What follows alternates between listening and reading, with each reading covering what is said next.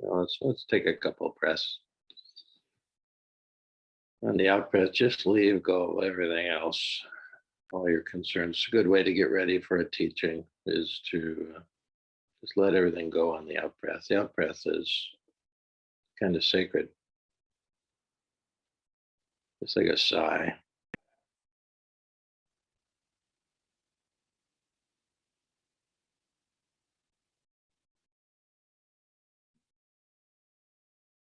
All right. Some of you know, if you've tuned in last week, that we fetched our car from the north, and that went well. And also, I was able to be up at Notre Dame, up in northern Indiana, to it was our 50th reunion. 50 years ago, I graduated, and we had our own like mini reunion at Mary Wright's, which was great. And so then we came back after the reunion on Sunday, and after the talk last Sunday, we drove back home. And then Monday morning, I was here back in the Zendo for my normal Monday morning thing, sitting, writing, and then I go out for my walk. Well, this was a very strange Monday. I had a kind of shamanic visitor, and that's really what the screen share was about. So I'm going to share it again, and I'm just going to read you excerpts from the, I was writing my normal 10-minute writing, and then this happened. And so I wrote a lot, and kind of just wrote a lot. And these are some excerpts from it. And then the reason I would share it is because it would give us some kind of impetus to meditation. Always anything I want to do in the front end of the teaching part, the teaching meditation, listening with the ear of the heart is your deal, is to lead into the next part, which is contemplation, to be being in the mirror of the heart. And then finally we go into the community phase at the end. So 3 kinds of meditation. Same. So this is this is really literal meditation when you're listening to a teaching. So bon voyage, and I'll turn the screensaver on again so you can get some visuals here while I read some excerpts. Yeah, in case you came in late, you might have missed this. My friend, 2 friends. Okay, I'll just read you what I wrote in my journal. I was gazing at a vulture, and he just started gazing at me. The 7-foot-tall windows in our Zendo go all the way down to the ground level. The vulture was just standing there, inches from the window, as big as a turkey, beady black eyes blinking every 4 or 5 seconds, like the shutter of a camera. Pink, fleshy snout and huge nostrils on either side, and a beak like ivory, designed to rip into dead flesh. As usual, I was just sitting next to the window doing my 10 minutes of writing after my contemplative sitting. Rivers of words were streaming onto the page about the pain in my knees after our weekend college reunion. I graduated from Notre Dame 50 years ago. And even though I enjoyed limping around campus in my slow way, still, as I was writing about it, the mortality bell was tolling much louder than usual. And then out of the corner of my eye, something black appeared. I gasped, pulled back a bit. My mind spun, but it couldn't get any traction. I'd seen turkey vultures for 40 years circling above the landfill nearby, riding the thermals in big sky circles, or cleaning up roadkill. But I'd never seen one on the ground in the hollow, and my mind was certainly not prepared to see a vulture 2 feet away with his beak on my window. My mind reacted instantly with fear. Tap your pen on the window and he'll fly away. But something deeper moved me to just sit there and see what this dark shaman had to teach me. So I just sat eye to eye with this turkey vulture for a good long while. After about 20 minutes, it occurred to me that he might be injured in some way. So I began doing the Tibetan practice of sending love on every breath, also known as Tonglen. Just breathing into my heart space any pain or injury the vulture was experiencing, and breathing back to him love and light and healing on every breath. At one point, I chuckled out loud as I thought, what kind of weirdo does Tonglen for a vulture? But then, as I continued to sit and practice with him, he began to not only look less ugly, but I felt a kind of affection for him kindling in my heart. At one point, I glanced at the Tibetan tapestry in the center of the zendo. It was given to me 20 years ago after I hosted a dozen Tibetans for lunch. And my eye immediately fastened on the image in the tapestry of the Garuda. For Tibetans, the Garuda was a mythical sky bird that popped out of its shell fully developed. It's a symbol of the beloved Buddha nature in each of us that is fully developed and just waiting to be discovered in our heart space. Then and there, I nicknamed the vulture Rudy, which was short for Garuda. I prayed with Rudy from about 8 o'clock in the morning to noon. Rudy was a shaman and a wounded healer. And even though he just up and disappeared when I took a restroom break, Rudy left a single feather behind, which I placed on my altar. So I will always remember that the beloved can arrive in any shape or form, even as a wounded vulture, or even as wounded knees in an aging body.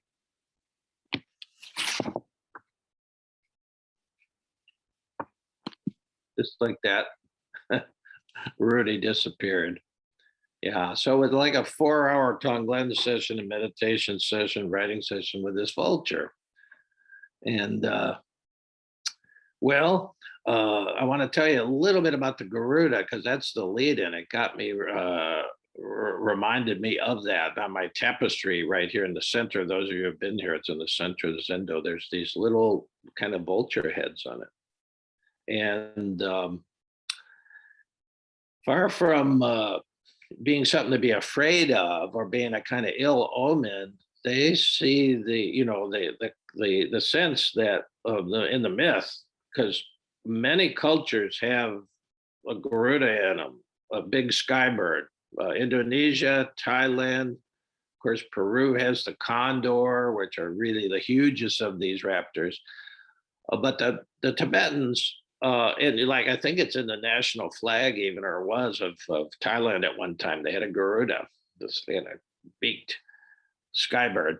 Well, the Tibetans made it into a myth, and the myth has survived because it has meaning. And so the Garuda popped out of its shell fully adult, and there was, and that was, that's a little bit odd, but what they're trying to say is your Buddha nature, whatever your inherent true nature doesn't develop. It's eternal. It's not in time. Development always happens in time, you see. And we develop. We're humans. We're in time, and so we develop. We grow. We develop different traits. We can, work with all that. That's all part of it. But at the very center of our existence is something just waiting there, waiting for us to basically uncover the veils that veil it, the debris on top of it. The Tibetans say a diamond buried under a ton of shit. Once you clear off the shit, clean off the diamond, it's good as new. And so it doesn't matter what's happened to you in this life. It doesn't matter what kind of rocky beginning you had. It doesn't matter what happened in previous lifetimes. are first of all to know that you have something precious in you. I mean, that's those of you who've been to Loose Leaf Hollow. I have this a glass with a ersatz diamond in the bottle, in the bottom of it. And when we do meditation, sometimes I will say, "Well, make sure you know you got something precious that is in there," and then I'll do this. You know, it's obscured. Obscuration is a big word in translation Tibetan. You know, our true nature. You could say our divine spark in us from a Christian, the Christ nature from the Christian point of view, from the Buddhist point of view, the Buddha nature, whatever you call it. We've got something that, first of all, is not developing, it's not changing, it's waiting. It's waiting for us to uncover it and then recognize it. Oh, that's who I am. You know, all this is going, you know, believe me, I got the only piece of Notre Dame merchandise I ever got that I didn't have to pay for was a gold cap that said 50-year club on it. So reminding everybody how ancient I am. You know, I'm going to wear the shit out of it because I didn't have to pay for it. I'm going to get my money's worth out of this thing. But, you know, this is all going. I went to a wedding last night and the kids are all dancing around and it was great to see. But, you know, you come to a point. But this isn't the end of things. And all the mystic traditions, they have different words for it. They have different things about what's next, but they all agree on that when this body and mind and ego stuff ends, there's something else. And that's actually, so to be able to uncover it, recognize, oh, that's who I am, and then to live more and more in light of that. So there's a shift that goes on the spiritual journey from totally identifying with the ego and all the strategies of our child. I call it our childhood operating system, which was designed to do two things: keep us safe and basically fulfill our needs. You know, and then ultimately to get us out of the house. I mean, because we do have a developmental nature. You know, that's the human part of us develops. Okay. But somewhere along the line, you know, all of that kind of operating system, safety, meeting my needs, that becomes less and less important as there's a kind of shifting of the center of gravity to who you really are. Yeah, because there's no end to the needs and the safety kind of stuff. There's no end to that, you know. That's why, you know, I've said that this Rudy was a wounded healer. He was wounded and he healed me. Maybe he healed here. You know, at some point in the 4 hours, and I'd get up to go to the bathroom, I'd go put the oatmeal on, come back, he'd still be there. He was standing at first, and then he was flat on the ground, but he was still looking at me. And so I'm thinking he was going down. By that time, I got sort of fond of the guy. And this is also, for those of you who know about Tonglen, when you do Tonglen for people that you don't like too much, you know, I was repulsed by the guy at first. And then as I started exchanging, you know, opening my heart to him and sending love to him and bringing him whatever was bothering him or hurting him or whatever, broken wing or whatnot, or a disease or something, I got sort of fond of him, you know? And so when he went down, I sort of started just to tear up. I went next door and I said, because Pam had already sent me, said, I think he's going down. I think he's going down. Rudy's just about breathing his last. Well, I came back and he was up again. He's full of surprises. And then eventually he just disappeared. I don't know. So now I look up at the sky that, you know, there's always vultures circling around here. And the landfill is about, you know, a mile away. And so that's where they work. Their 9 to 5 is at the landfill, and then they roost in the trees around here. But so I see him up there. I don't know if he's up there or not, but he was a wounded healer. I mean, behind me, I'm going to tip this up a little bit out of the way. That's a nice painting of Jesus on the cross with the people at the foot of the cross. The ultimate wounded healer. It's the central icon of the whole world religion is that this guy, by allowing and going through the worlds, that's really how the grace comes in, and then that led to resurrection. All filled with the Gospels, Christian Gospels. Jesus's message is you must die to really be born again. And this dying doesn't have to mean physical. It means you die with your identity to all the mind stuff, all the childhood operating system, survival and security, affection and esteem, power and control. Get the most powerful men in the world still playing on a childhood operating system. Just like when you got an old iPhone, you got an old cell phone. I found out my my cell phone was going to be decommissioned. It's so old that in February of 22 that they was no longer going to be able to get telephone stuff. I could still use it for text, but I mean, it was that old. Well, as grace would have it, I came into the possession of a new iPhone, just like for free. So grace happens. Grace happens. But just that idea of, all right, and we're all working. I'm still working somewhat on that childhood operating system, but you develop a new operating system. You upgrade, you see. Technology is just mirroring in mechanical form what we're all trying to do as we develop. New operating system that comes from the heart. That's why we stress the heart. That's why this whole thing is called heart to heart, you see. The heart in the mystic traditions is the deepest form of consciousness. It's not, we've commercialized it. It's February 14th and emotion and romance, but the heart I'm talking about is a deeper operating system that actually, we always point to the chest, which is sort of the center, but it means your center of gravity is starting to move away from safety. Although, you don't want to jump out in front of buses, and you do want to pay the rent and all that. There's, the good part of that operating system, if you take your phone in to get an upgrade, or you upgrade your computer, it doesn't throw away everything in the previous stuff. It throws out the bugs, you see. So, you still got to manage time and space. You manage to show up here around 11 o'clock. Well, you're still using the functional part of the ego there, you see. We'll always need that. We'll always need that to navigate time and space. But those are just, lesser apps to be able to be tuned into this.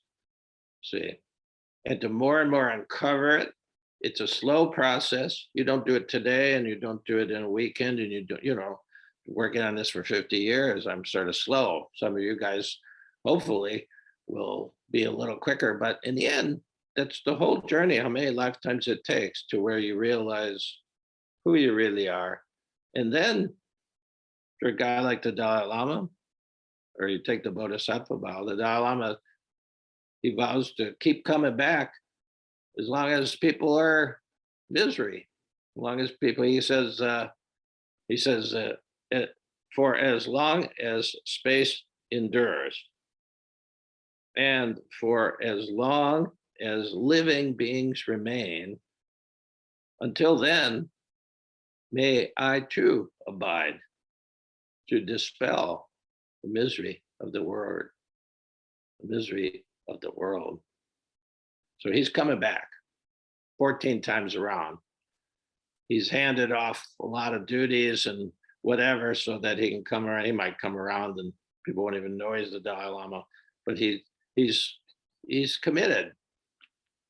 That's altruism. May I too abide to dispel the misery of the word. And that word is really key. And he says this prayer, he says sometimes 100 times a day. I begin the day and end the day with this prayer to dispel the misery of the world. And there's a lot of it. You just watch a little bit of news and you know what I'm talking about. And the word is, I think it's a good translation. He chose it wisely because we're all under some kind of spell.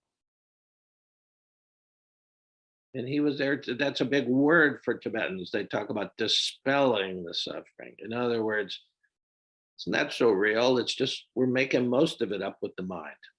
You know, knees that hurt, limps, and all that kind of stuff. That just comes with the territory. But how you kvetch about it, oh, how old I'm getting and all that, that's the misery. That's what can be dispelled when you realize, hey, there's part of me that's as good as new. And as a matter of fact, always will be as good as new. It's always new. Merton called it le point vierge. He took it from the French, the virgin point. There's a part of you that's always new and ready to go if you can tap into it. See, my grandmother died at 96. She had all the energy in the world. She just wore out.